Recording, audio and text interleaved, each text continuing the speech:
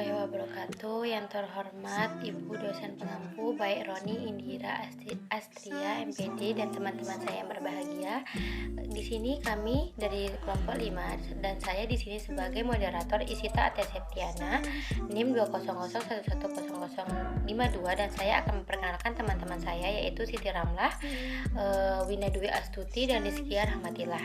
Kami dari kelas 3B PIAUD dari program studi pendidikan anak usia dini di Fakultas Tarbiyah dan Keguruan di Universitas Islam Negeri Mataram tahun 2021.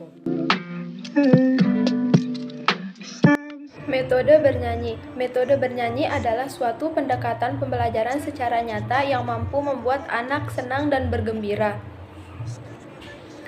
Pada metode ini, anak senang menikmati keindahan, mengembangkan rasa melalui ungkapan, kata, dan nada.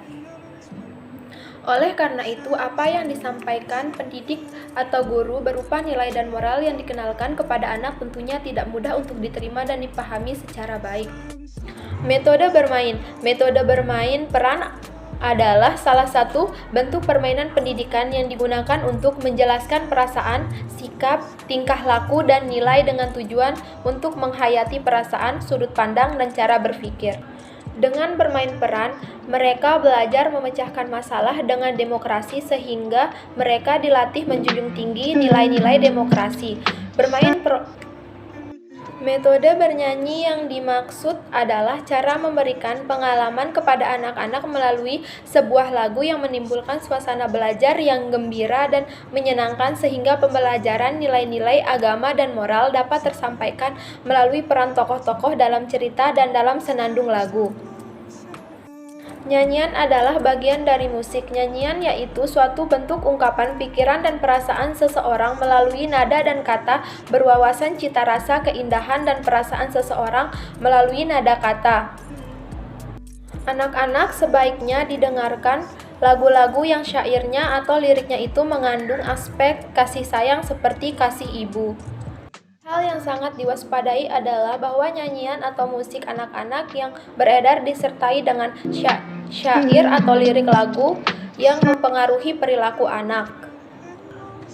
Contohnya seperti lagu yang mengandung kata-kata umpatan. Secara eksplisit, bila ditinjau dari tujuan pendidikan, maka anak diharapkan dapat yang pertama, mengeksplorasi perasaan-perasaan, yang kedua, memperoleh wawasan tentang sikap-sikap, nilai-nilai, dan persepsinya, yang ketiga, mengembangkan keterampilan dan sikap dalam memecahkan masalah yang dihadapinya, yang keempat, melatih peserta didik untuk mendengarkan dan menangkap cerita singkat dengan teliti sehingga melatih daya ingat, nalar, dan analisis dari peserta didik. Yang kelima, memotivasi dan memupuk keberanian peserta didik agar ia mampu tampil di depan kelas, mengeksplorasi apa yang dipahami dan fenomena yang dirasakan kepada peserta didik lain, serta memunculkan inisiatif dari peserta didik untuk berkompetisi. Penanaman nilai agama dan moral yang diberikan sejak usia dini bertujuan untuk membekali anak-anak di masa depan agar memiliki kebiasaan dan tingkah laku yang baik. Metode bernyanyi dengan nyanyian bernilai agama dan moral sangat berperan penting terhadap perkembangan nilai agama dan moral anak. Melalui metode ini diharapkan anak-anak mudah memahami pesan nilai agama dan moral yang disampaikan oleh lagu tersebut. Metode ketiga, yakni metode bercerita atau berdongeng. Bercerita dapat dijadikan sebagai metode pengembangan nilai agama dan moral. Jadi, metode itu untuk menyampaikan nilai-nilai yang berlaku dalam masyarakat. Dalam bercerita atau berdongeng dapat ditanamkan sebagai macam nilai moral, nilai agama, nilai sosial, nilai budaya, dan lain sebagainya. Ketika bercerita, seorang guru pun juga dapat menggunakan alat peraga untuk mengatasi keterbatasan anak yang belum mampu berpikir secara abstrak. Angkasan dan keceriaan itu dalam menyampaikan cerita, guru harus mampu menceritakannya menjadi lebih paham sambil bercerita dan mampu untuk dikeluarkan kepada anak didiknya sebagai dalam keseharian murid tidak merasakan jenuh dan seorang guru tidak merasakan kesulitan dalam menyampaikan materi. Metode keempat yakni metode sajak atau syair. Jadi, metode sajak atau syair ini ialah metode sebagai pendekatan melalui kegiatan membaca. Sajak merupakan salah satu kegiatan yang akan menimbulkan rasa gembira, rasa bahagia dalam diri seorang anak. Jadi secara psikologis, anak taman kanak-kanak itu harus ada dorongan.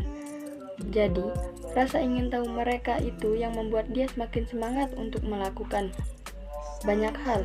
Melalui metode bersajak atau bersyair dapat menanamkan nilai agama dan moral pada seorang anak. Selanjutnya yang kelima adalah metode karya wisata. Dalam pengembangan nilai agama dan moral, metode ini bertujuan untuk mengembangkan aspek perkembangan anak atau ketaman kanak-kanak yang sesuai dengan kebutuhannya. Contohnya yaitu perkembangan aspek kognitif, bahasa, kreativitas, emosi, kehidupan bermasyarakat, dan penghargaan pada karya atau jasa orang lain. Selanjutnya yang terakhir adalah metode diskusi. Nah, dalam pengembangan nilai agama dan moral, diskusi yang dimaksudkan di sini adalah mendiskusikan suatu peristiwa atau biasanya dilakukan dengan cara siswa diminta untuk memperhatikan sebuah tayangan CD atau video. Nah, kemudian setelah selesai tayangan CD tersebut, siswa diajak berdiskusi oleh gurunya. Nah, isi diskusinya di sini adalah tentang mengapa apa yang ada di dalam CD tersebut dilakukan dan kenapa hal yang ada di dalam CD tersebut baik untuk dilakukan. Nah, dari uraian yang telah dikemukakan di atas dapat kita simpulkan bahwa pendidikan untuk anak usia dini itu perlu untuk mendapatkan perhatian yang lebih khusus. Pendidikan yang diberikan pada anak usia dini yang lain juga dengan pendidikan yang diberikan untuk orang dewasa. Khususnya yang perlu kita perhatikan itu misalnya dalam menerapkan metode pembelajaran, termasuk di dalamnya pemilihan metode penanaman nilai dan moral. Dari beberapa metode tersebut, yang paling sering digunakan adalah metode bercerita dan pembiasaan perilaku. Nah, metode ini juga menanamkan nilai moral yang diterapkan banyak pembawa pengaruh positif terhadap perkembangan moral anak. Melalui penghayatan isi cerita, lambat laun anak akan merubah perilakunya dengan semula tidak sesuai dengan nilai yang ada menjadi lebih baik sesuai dengan tokoh yang diterapkan pada cerita tersebut. Dengan pembiasaan perilaku tersebut, lambat laun anak juga merubah perilakunya menjadi lebih baik dan kadang-kadang dibawa dari lingkungan rumahnya sendiri menjadi perilaku yang baik sesuai dengan moral yang diharapkan. Sekian dari kelompok saya. Jika ada salah kata, kami mohon maaf. Terima kasih. Wassalamualaikum warahmatullahi wabarakatuh.